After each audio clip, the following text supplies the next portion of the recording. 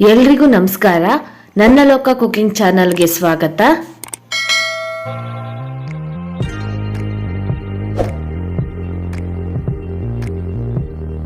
ಇವತ್ತು ನಾನು ನಿಮಗೆ ತುಂಬಾ ಹೆಲ್ತಿ ಆದಂತಹ ಸಿಂಪಲ್ ಆದಂತಹ ದಿಢೀರ್ನೆ ಮಾಡಬಹುದಾದಂತಹ ಜ್ವರ, ಶೀತ, ಕೆಮ್ಮು, ಕಫ ಇಂತಹ ಸಮಸ್ಯೆಗಳಿದ್ದಾಗ ಮಾಡಿ ಕುಡಿಯುವಂತಹ ಅನ್ನಕ್ಕೂ ಹಾಕೊಂಡು ತಿನ್ನಬಹುದಾದಂತಹ ಸಿಂಪಲ್ ಸಾರು ಮಾಡುವ ವಿಧಾನವನ್ನ ತಿಳಿಸ್ಕೊಡ್ತೇನೆ.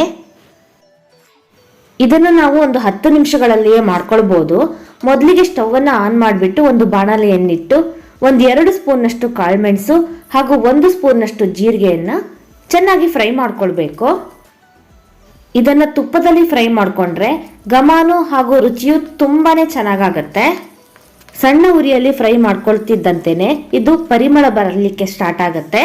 ನಂತರ ನಾವು 1 ಸ್ಪೂನ್ನಷ್ಟು ಉದ್ದಿನ ಬೇಳೆ ಹಾಗೂ 1-2 ಸ್ಪೂನ್ನಷ್ಟು ಹೆಸರು ಬೇಳೆಯನ್ನ ಚೆನ್ನಾಗಿ ಫ್ರೈ ಮಾಡ್ಕೊಳ್ಬೇಕು. ಇದು ಸ್ವಲ್ಪ ಕೆಂಪಾಗುವಂತೆ ಫ್ರೈ ಮಾಡ್ಕೊಂಡ್ರೆ ಸಾಕು.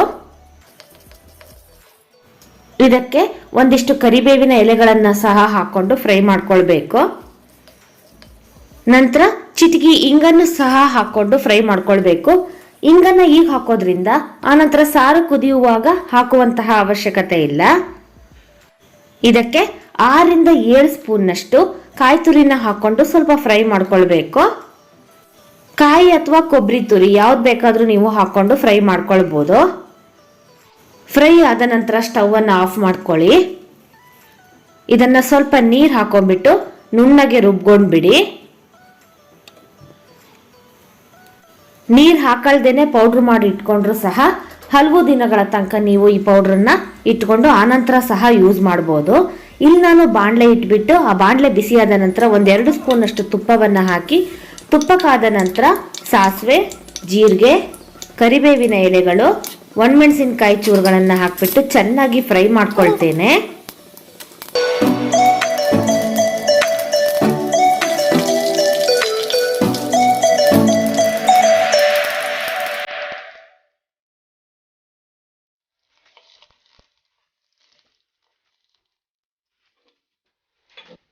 ಇದಕ್ಕೆ 4-5 ಲೋಟದಷ್ಟು ನೀರನ್ನು ಹಾಕೊಂಡು ಚೆನ್ನಾಗಿ ಕುದಿಸ್ಕೊಳ್ಬೇಕು. ಕುದಿಸ್ಕೊಳ್ತೇನೆ ಈ ಮಿಕ್ಸಿಯಲ್ಲಿ ರುಬ್ಬಿದಂತಹ ಮಸಾಲೆಯನ್ನು ಸಹ ಸೇರಿಸ್ಕೊಳ್ಬೇಕು. ಈ ಸಾರನ್ನ ಜ್ವರ, ಶೀತದಂತಹ ಸಮಸ್ಯೆಗಳು ಇಲ್ದಿದ್ದಾಗ ಸಹ ನೀವು ದಿಢೀರ್ ಅಂತ ಮಾಡ್ಕೊಳ್ಬಹುದು. ಮುಖ್ಯವಾಗಿ ವರ್ಕಿಂಗ್ ವುಮೆನ್ಗಳು, ಬ್ಯಾಚುಲರ್ಸ್ ಗಳಿಗೆ ಇದು ತುಂಬಾನೇ ಹೆಲ್ಪ್ಫುಲ್ ಆಗತ್ತೆ. ಒಗ್ಗರಣೆ ಕೊಡ್ಲಿಲ್ಲ ಅಂದ್ರೆ ಇದನ್ನ ಕುಡಿಬೇಕಾದ್ರೆ ಸೂಪ್ ಕುಡಿತಿದ್ದೀವೇನೋ ಅಂತ ಹೇಳಿ ಅನ್ಸುತ್ತೆ. ರುಚಿಗೆ ತಕ್ಕಷ್ಟು ನಾನು ಉಪ್ಪು ಹಾಕ್ತಾ ಇದ್ದೇನೆ. ಬೇಕಿದ್ರೆ ನೀವು ಚಿಟಿಕೆ ಬೆಲ್ಲವನ್ನು ಸಹ ಆಡ್ ಮಾಡ್ಕೊಳ್ಳಿ. ಇದನ್ನ ಉದ್ದಿನ ಬೇಳೆ ಸಾರು ಅಂತಲೋ, ಹಾಗೇನೆ ಹೆಸರು ಬೇಳೆ ಸಾರು ಅಂತಲೋ, ಜೀರಿಗೆ ಮೆಣಸಿನ ಸಾರು ಅಂತಲೂ ಸಹ ಕರೀತಾರೆ.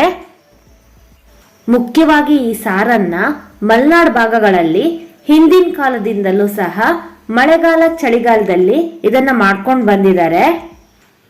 ಈ ಸಾರಿಗೆ ಹಾಕಿದಂತಹ ಪದಾರ್ಥಗಳಾದ ಕಾಳುಮೆಣಸು, ಜೀರಿಗೆ ಇವೆಲ್ಲವೂ ಶೀತ, ಕಫ ಹಾಗೂ ಗ್ಯಾಸ್ಟ್ರಿಕ್ ನಂತಹ ಸಮಸ್ಯೆಗಳಿಗೆ ರಾಮಬಾಣವಾಗಿದೆ.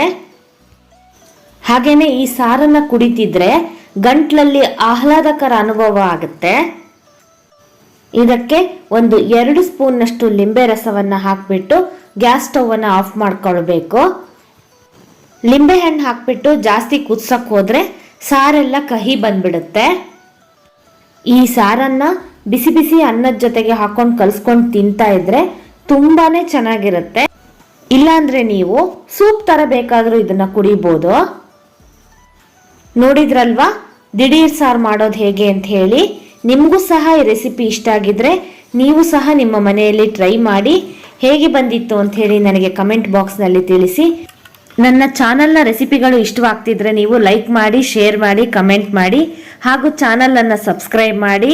ನನ್ನ ಲೋಕ ಕುಕಿಂಗ್ ಚಾನಲ್ ಅಂಡ್ ಹಾಬಿಯನ್ನ ಫೇಸ್ಬುಕ್ ಪೇಜ್ನಲ್ಲೂ ಫಾಲೋ ಮಾಡಿ.